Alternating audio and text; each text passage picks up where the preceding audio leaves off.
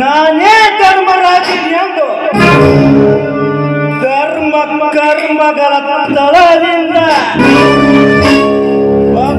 ಭದ್ರ ಬುನಾದಿ ಹಾಕಿರುವ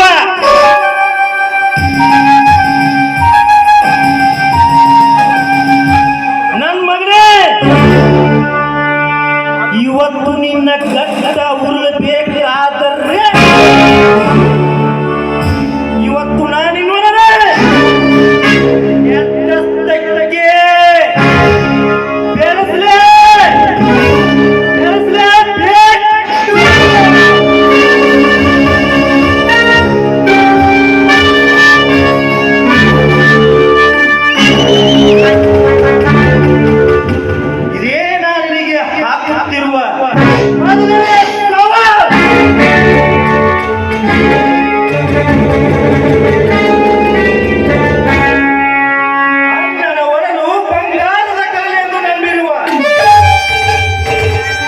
ಪ್ರೀತಿಯ ತಮ್ಮಂದಿರನ್ನು ನನ್ನ ಕೈವಶ ಮಾಡಿಕೊಂಡು ಹೋದರೆ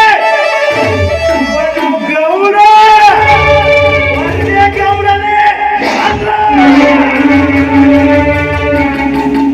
ನನ್ನ ಪ್ರೀತಿಯ ತಂಗಿಯನ್ನು ನಿನ್ನ ಇದಕ್ಕೆ ಹಾಕಿಕೊಂಡು ಅವಳನ್ನು ಬಲವಂತವಾಗಿ ಬಲಾತ್ಕಾರ ಮಾಡಿಬಿಟ್ಟೆ.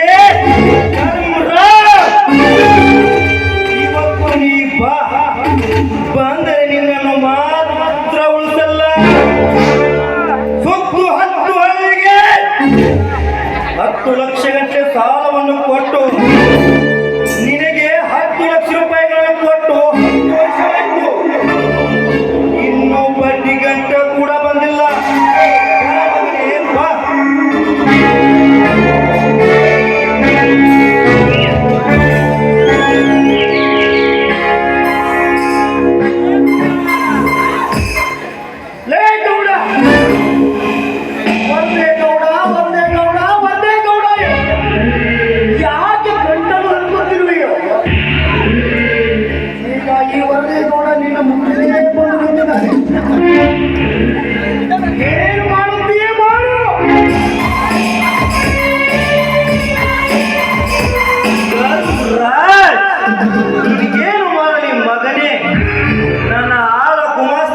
ಮನೆಗೆ ಕಳಿಸಿದ್ರೆ ತಗೋತ್ನಾಗ ಒಂದು ಹೇಳ್ತೀಯ, ಕೊಡುವತ್ನಾಗ ಒಂದು ಹೇಳ್ತೀಯ. ನನ್ನ ಗುಮಾಸ್ತರಿಗೆ ಹೊಡೆದು ಕಳಿಸಿದೀಯ. ನಿನಗೆ 10 ಲಕ್ಷ ರೂಪಾಯಿಗಳು ಸಾಲ ಕೊಟ್ಟು 10 ವರ್ಷವಾಯ್ತು, ಆದರೂ ಅಸಲು ಕೂಡ ಇನ್ನೂ ಬಂದಿಲ್ಲ ನನ್ನ ಮಗನೇ. ಅದನ್ನು ಮೊದಲ ಅಸಲು ಗಂಟ 2 ಚುತ್ತ ಮಾಡಲೇಬೇಕು. ಯಾವ 10 ಲಕ್ಷ ಸಾಲಕ್ಕೆ 20 ಲಕ್ಷ ಬಡ್ಡಿ ಕೊಟ್ಟು 8 ವರ್ಷ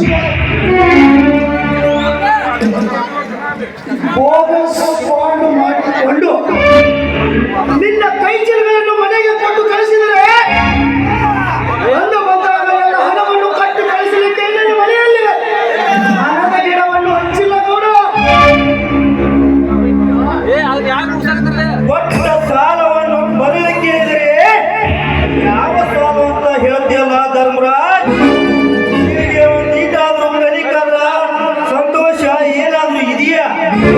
ನನ್ನ ಮಗನಿಗೆ 10 ಲಕ್ಷಕ್ಕೆ ಅಸಲು ಕೂಡ ಕೊಟ್ಟಿಲ್ಲ, ಬಡ್ಡಿ ಕೊಟ್ಟಿಲ್ಲ. ಅದನ್ನು ಯಾರು ಈ ತಿಂಗಳು ಚುಕ್ತ ಆಗ್ಲೇಬೇಕು. ಇಲ್ಲ ಅಂದ್ರೆ ನಿನ್ನ ಪ್ರೀತಿಯ ತಮ್ಮಂದಿರನ್ನು ನನ್ನ ಮನೆಯ ಆಳುಗಳಾಗಿ 1 ವರ್ಷ ದುಡಿಸಿಕೊಳ್ಳುತ್ತೇನೆ. ಪ್ರಾಣ ಬೇಕಾದರೂ ಕೊಟ್ಟೇನು, ನನ್ನ ಪ್ರೀತಿಯ ತಮ್ಮಂದಿರನ್ನು ಎಂದಿಗೂ ನಿನ್ನ ಮನೆಯ ಆಳುಗಳನ್ನು ಮಾಡಲಾರೆ. ನೆನಪಿಟ್ಟುಕೊಳ್ಳೋಣ, ಬಡ್ಡಿ ಬಡ್ಡಿ ಬಡ್ಡಿ ಎಂದು ಗುಡ್ಡದ ಮೇಲೆ ಹೋಗಿ ಕುಳಿತಿದ್ದಾರೆ. ದೊಡ್ಡ ಶಾಸನವಲ್ಲ ಗೌಡ, ನಾನು ಹೇಳುವುದನ್ನು ಸ್ವಲ್ಪ ತಿಳಿದುಕೋ. ಅನ್ನದ ಒಡನೆ ಬಂಗಾರದ ಕಡಲು ಎಂದು ನನ್ನ ತಮ್ಮಂದಿರು ನನ್ನ ಉಪ್ಪರಿಗೆ ಮೇಲೆ ಇಟ್ಟಿದ್ದಾರೆ.